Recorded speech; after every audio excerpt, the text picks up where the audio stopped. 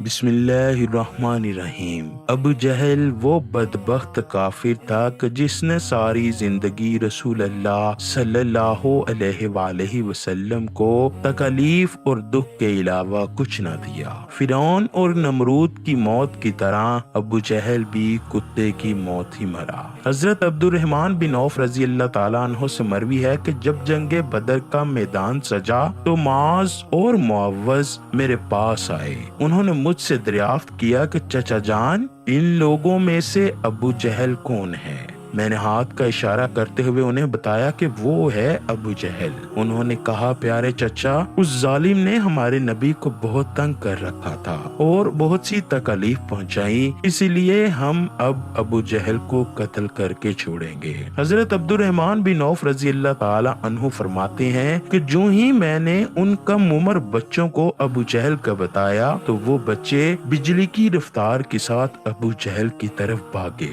انہوں نے ابو جہل پر جاتے ہی ایک ضرب لگائی اور ان کی پہلی ہی ضرب سے ابو جہل اونٹ سے نیچے گر گیا۔ پھر انہوں نے ابو جہل کا پاؤں پر تلوار کا وار کر کے اس کا پاؤں اس کی ٹانگ سے علیحدہ کر دیا۔ حضرت معاذ رضی اللہ تعالی عنہ بیان کرتے ہیں کہ یہ سب کچھ ابو جہل کا بیٹا اکرمہ دیکھ رہا تھا۔ اکرمہ نے وار کر کے میرے بازو کو کاٹ دیا۔ میرا بازو میرے کندھے کے ساتھ لٹکنے لگا۔ پھر میں لٹکتے ہوئے بازو کے ساتھ بھی جنگ جاری رکھے ہوئے تھا۔ جب میں نے دیکھا کہ میرے بازو میں زیادہ تکلیف ہے تو میں نے بازو کو اپنے پاؤں کے نیچے رکھا اور ایک زور کے جھٹکے سے اسے اپنے تن سے جدا کر دیا۔ حضرت معاذ رضی اللہ تعالیٰ عنہ سے مروی ہے کہ میں نے موقع پا کر ابو جہل پر پھر سے وار کیا، جس سے اس کے جسم سے خون کے فوارے نکلنے لگے۔ ابو جہل کو موت کے گھاٹ اتار کر یہ دونوں بچے رسول اللہ کے پاس جا کر عرض کرنے لگے، یا رسول اللہ، ہم نے ابو جہل کو قتل کر ڈالا ہے۔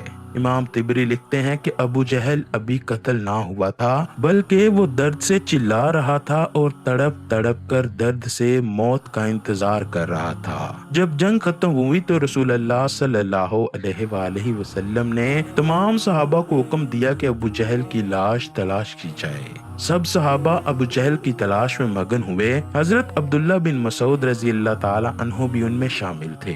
رسول اللہ نے تمام صحابہ کو ابو جہل کی نشانی بتائی کہ ابو جہل کے گھٹنے پر نشان ہوگا۔ صحابہ نے عرض کی، یا رسول اللہ، ابو جہل کے گھٹنے پر وہ نشان کس طرح آیا تھا؟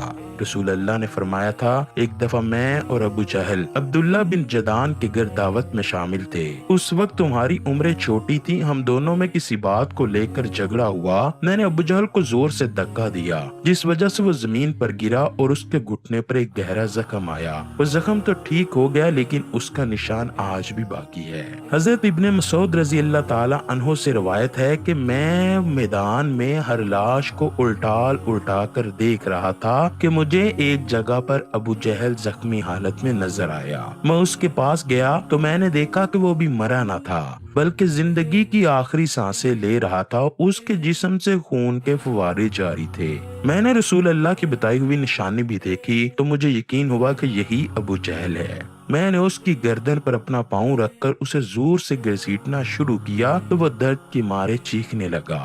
میں نے ابو جہل سے مخاطب ہو کر کہا، اے خدا کے دشمن، اللہ نے تجھے ذلیل و خوار کر کے رکھ دیا ہے۔ ابو جہل کہنے لگا، اس میں ذلت والی کیا بات ہے؟ میں تو اس آدمی سے بدلہ لینے کے لیے یہاں آیا تھا جس شخص کو تم لوگوں نے قتل کیا۔ اس سے مجھے دریافت کیا کہ بتاؤ اس جنگ میں فتح کس کی ہوئی؟ میں نے کہا، بے شک اس جنگ میں اللہ کے رسول کی فتح ہوئی۔ پھر اس نے کہا، اے ابن مسعود چرواہے، تو بہت ہی اونچی جگہ پہنچ گیا ہے۔ دوسرا قول یہ بیان کیا جاتا ہے کہ حضرت عبداللہ بن مسعود نے بیان کیا کہ میں نے ابو جہل سے کہا، تیرا قاتل میں ہوں۔ ابو جہل نے کہا، نہیں، تجھ سے پہلے مجھے کوئی قتل کر گیا ہے۔ ایک قول یہ بھی بیان کیا جاتا ہے کہ جب ابن مسعود ابو جہل کے سینے پر بیٹھ کر کہنے لگے، اے اسلام کے بدترین دشمن، تم تو فرعون سے بھی زیادہ بدبخت نکلے۔ فرعون نے پھر بھی مرتے وقت اپنی غلطیوں کو مانا تھا کہ میں ہی غلط ہوں، لیکن تم تو مرتے ہوئے بھی اسلام کے خلاف ہی بکواس کر رہے ہو۔ یہ سن کر ابو جہل نے جواب دیا، اپنے آقا محمد کو جا کر میرا یہ پیغام دینا کہ ابو جہل اس دنیا سے چلا تو گیا ہے، لیکن وہ یہ پیغام دے کے گیا ہے کہ محمد सल्लल्लाहु अलैहि वआलैहि वसल्लम का सबसे बड़ा दुश्मन मैं ही हूँ। अबू जहल की जुबान से ये सुनकर मैंने अबू जहल की तलवार पकड़ी और उसी से उसके जिस्म से उसका सर जुदा कर दिया। फरमाते हैं कि मैं जिस्म से सर को जुदा करके नबी करीम के पास ले आया। मैंने आकर दो जहां की बारगाह में अबू जहल का सर पेश करते हुए अर्ज की, या रसूल अल्लाह, ये लीजिए अबू जहल का सर। रसूल अल्लाह ने फरमाया, कसम है उस जात की जिसके कब्जे में मेरी जान है, बेशक यही अबू जहल का सर है। फिर आप सल्लल्लाहु अलैहि वसल्लम ने अबू जहल के सर के पास खड़े होकर फरमाया, ये काफिर अबू जहल इस उम्मत का खतरनाक और जालिम फिरौन था। हर उम्मत में एक फिरौन होता है, जबकि मेरी उम्मत का फिरौन अबू जहल था। अल्लाह का लाख लाख शुक्र है कि ये बदबख्त हलाक हुआ। रवायात में इस तरह बयान किया गया है कि रसूल अल्लाह ने शुक्राने के नफल अदा किए। रसूल अल्लाह के फरमाने पर अबू जहल की लाश, सर और कुरैश के 24 सरदारों को एक कुएं में फेंक दिया गया। उसके बाद रसूल अल्लाह सल्लल्लाहु अलैहि वसल्लम 3 दिन मैदान बदर में रहे और जाते हुए उस कुएं पर भी गए जहां कुफारे मक्का की लाशें फेंकी गई थी। आका सल्लल्लाहु अलैहि वसल्लम ने कुएं पर खड़े होकर कत्ल होने वाले को ये फरमाया, ऐ कुएं में फेंकी गई लाशों, क्या तुमने अल्लाह के वादे को पूरा होते हुए पा लिया है? अल्लाह का वादा सच साबित हुआ। हजरत अनस रजी अल्लाह ताला अन्हु से मरवी है कि रसूल अल्लाह ने आधी रात के वक्त ये उन तमाम लाशों के नाम लेकर फरमाया, ए अबू जहल बिन हशाम, ए उतबा बिन रबी। इसी तरह नबी करीम ने सभी लाशों के नाम लिए और फरमाया, क्या तुमने रब्बे कायनात का वादा पूरा होते हुए देख लिया? क्या तुमने अपने खुदाओं को वादा सच पाया?